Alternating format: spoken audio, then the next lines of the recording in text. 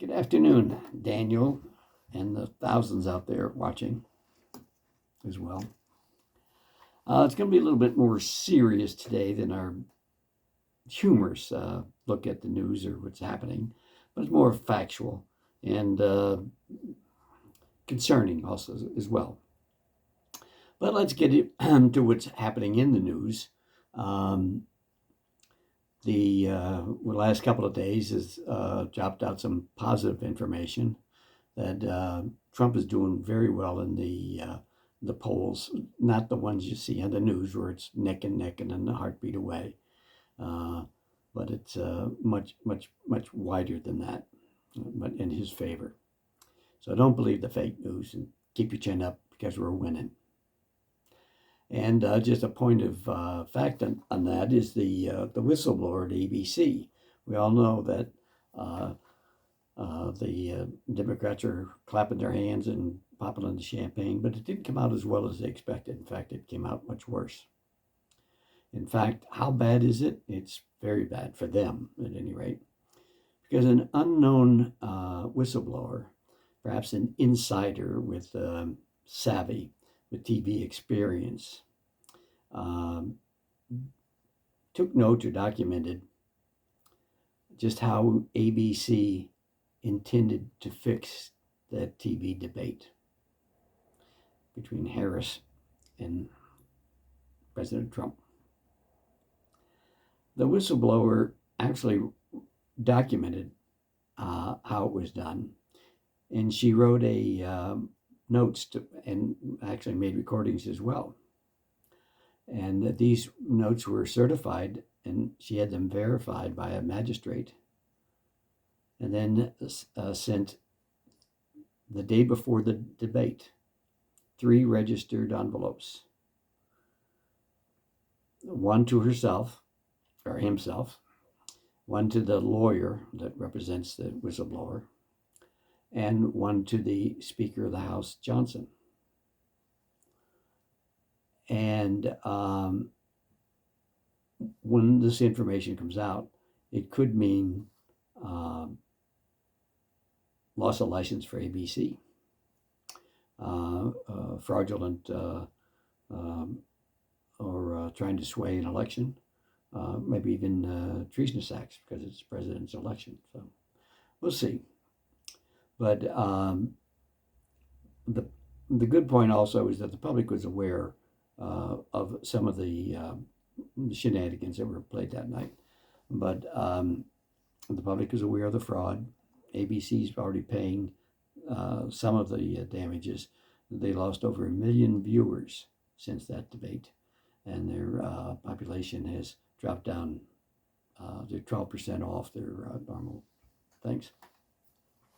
And then a more current event is the exploding pagers and electronic devices that's happening in Lebanon and in Syria and perhaps even other parts of the country that we don't even, or world that we don't even know of is yet. And it goes back to a Motorola contracted or franchised out their capabilities to manufacture, sell, and market and distribute the product line. And they sold this to a shell company in Hungary that really was just a mailing address. And so the products were made in Taiwan and shipped to somewhere, and then they were tampered with and then delivered to Lebanon for distribution, not only to Hezbollah. This old style of pager systems that went off the first day were the beeper type things. And in hospitals, they weren't allowed, the staff was not allowed to use their cell phones. So they would communicate with these beepers. And all the hospitals in Lebanon used the beeper systems, the monitor systems, all but one at the time of this. And that was the American University Hospital of Lebanon. A week prior to this incident, they were issued new pagers. So they weren't affected, but all other hospitals were. And it was it is a tragedy, good thing about it. And it introducing a new form of warfare that the Israelis are very proud about it, and there's a lot of high-fi going on. Boy, they pulled a slick one. But they opened that system of warfare to the rest of the world, because if the Israelis can do it, so can the Iranians, so can the Ruskies, so can Americans. And, so perhaps maybe we are. But you can imagine we all carry electronic devices, phones, everything, we're all connected. And if they can use that our devices as a weapon, sitting on a plane somewhere, you wouldn't need many of those to take down a plane if you're sitting in a window seat in a big old jet and that thing went off. It would be horrific. And when the systems of war changes, when someone comes up with a great idea, maybe it worked great that time, and but it won't last again. The Hezbollah will change, and they'll make their own. And what will actually hurt is the countries that manufacture, like if the iPhones are involved in it, that's Apple. Throughout the world, the Apple sales will falter. Certainly, Motorola is certainly going to. And when some of these people think it's a good idea, using this type of thing, I recall Richard Gatling, who invented the Gatling gun, and he was pleased with making that gun because he felt that the gun would reduce the amount of soldiers you need in the field.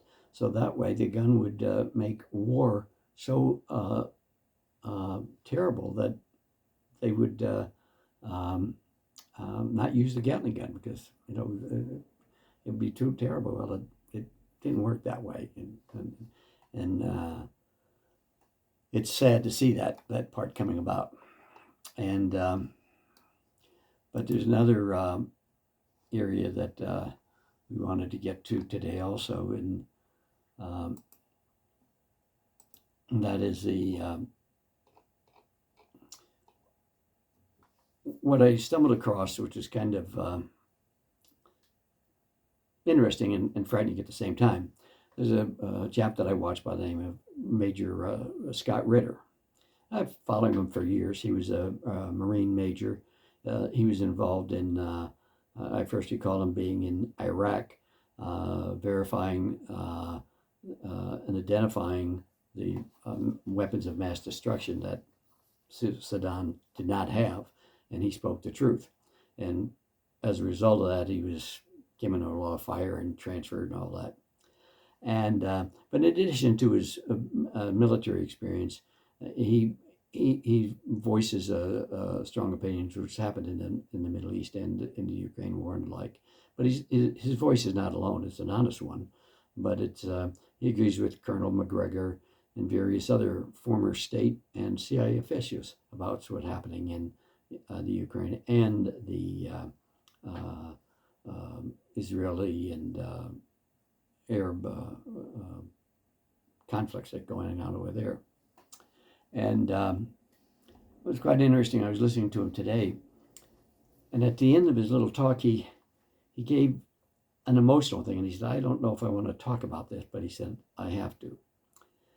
And it appears that in this conversation, as I recall it, he said in July he was approached by overseas senior representatives. He didn't say who they were. But Scott is well known throughout the world, especially in the military and missiles and the like. But at any rate, they told him that it was essential that he get in touch with Donald Trump and RFK. And Scott said, "Well, why me? I don't know those people. I don't have contact." They said it was essential that you do it because they're trying to kill him. And he said, "Who's trying to kill him?" And they said, the Ukrainians, the Secret Service in the Ukraines, are out to assassinate Trump at any stakes. They want him dead. And Scott said, well, why don't you contact, the State Department overseas or the FBI or whoever? And they said, we can't. They're in on it. And they said to Scott to get in touch with the principals. And Scott, why are you telling me this? And he said, I'm just a voice in the wilderness. And he said, well, because we trust you, and you have credibility. And Scott said that he did reach out and tried to get in contact with the Trumps and RFK, but he said that it was something that we needed to really address, because this thing that's happened with Trump, 2 assassination attempts, they're not, it's not just kosher.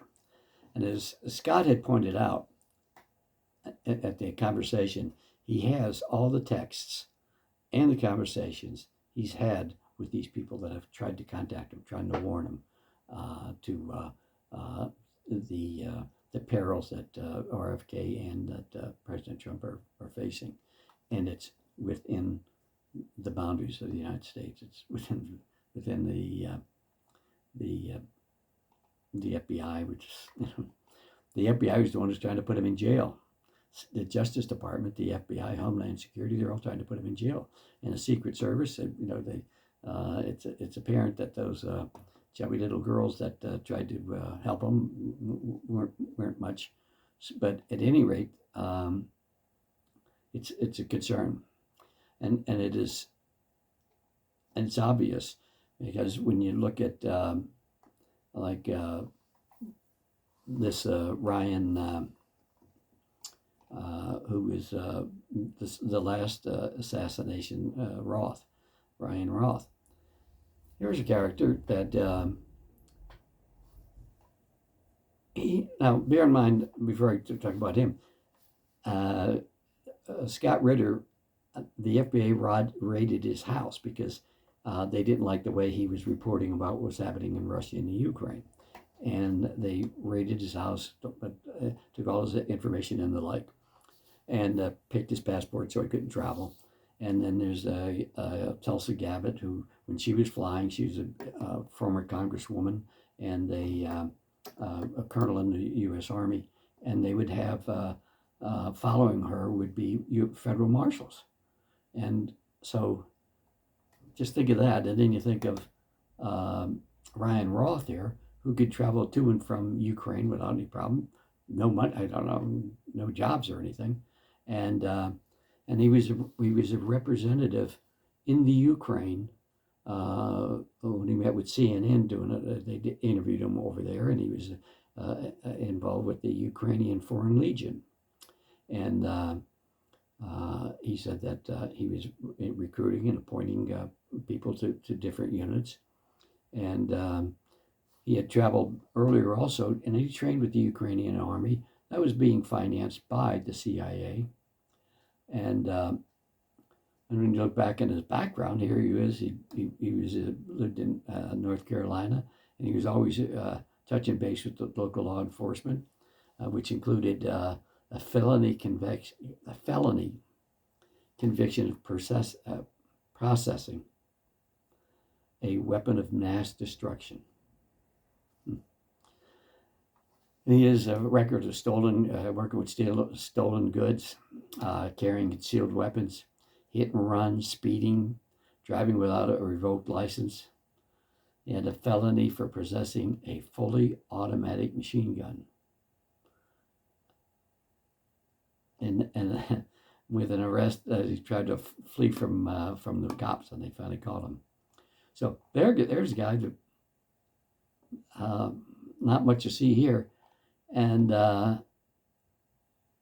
how did you get a gun in Florida, and how do you travel to Florida, and how do you know about the Gulf? Um, so it's one of those things that we're have to be concerned about, and it, and we're not being informed at all. And I just summing up, I just want to recall as an example the difference. I remember in October of 1962, I was a junior in high school, and the high school was abuzz in October of that year with they found out that Cubans had the Russians were putting missiles in Cuba, and we were informed about that on a daily basis, a nightly basis, and there was an apparent both countries were facing a nuclear war, and we were glued to our televisions as the Russian ships were delivering equipment on the third day of the crisis or whatever it was, and they were sailing to Cuba, and we remember watching the U.S. Navy ships were out in the ocean, and they were to confront those Russian ships. They were not to get through that blockade, and if they attempted, they'd be sunk, and that would start World War III. But America at the time, we knew what was at stake, and we were afraid and concerned, and right up to the very last minute that we didn't know what was going to happen. And it was everybody took a deep breath of relief, even a high school kid. I remember, whew, that war was called off. Now, 62 years later, we're at the edge of a cliff again. We're not informed of the dangers. You know, you turn on and what's Ukraine, your rescue war and NATO, and this, it's confusing. I know that, but last week, just last week, the Ukraine, the Ukraine wanted long-range missiles, and the Russians said, if you use long-range missiles, they're not from your country. They're not manned or technically capable. So in order to use those long-range missiles, you need the help from NATO, countries that have the technology, the satellites, the systems that can operate those things. And if they join in the fight against Russia, then we will return fire to those countries that are involved, which would lead to a third world war. And it got down last week where the Ukraine, or excuse me, not Ukraine, the United Kingdom and England, they were all for it. The new prime minister said, "Oh, let's use those new rockets." And the French said, "Yes, sir," and the Germans, "Yes, sir." And they were all ready to launch these rockets, which the Russians and Putin said point blank, use those. When your rockets come in, ours go out. And it's not just to the Ukraine, those rockets. We're not going to be stopping at the Ukraine. They'd be going other places. And nobody knew about it. And fortunately, they were all for it, and all they needed was the nod of the head of the President of the United States. And they came to Washington and to meet with Biden. And Biden came back from the beach, sat, listened, and he said, no. And that averted the beginning of a third world war. That's how close we are. And no one seemed to know about it. And did anybody out there, anybody know about this? It's frightening. But that's what this video is a little bit about, is that there's some really things that are happening in our world that we need to be aware of. And just pray and trust. And we're winning, but it's not over yet. Um, the we're like the as far as the Ukraine goes concerned, they say, well, they're still fighting, but I heard one American general said the Ukrainians are kind of like Custer was at the that afternoon in June 26, 1876, I think it was. Um, they had a battle, but not much chance of getting out of a victory. But we have a chance of victory in the fall. So, as Paul Harvey would say, have a good day, along with this information. I hope it was helpful. Good day.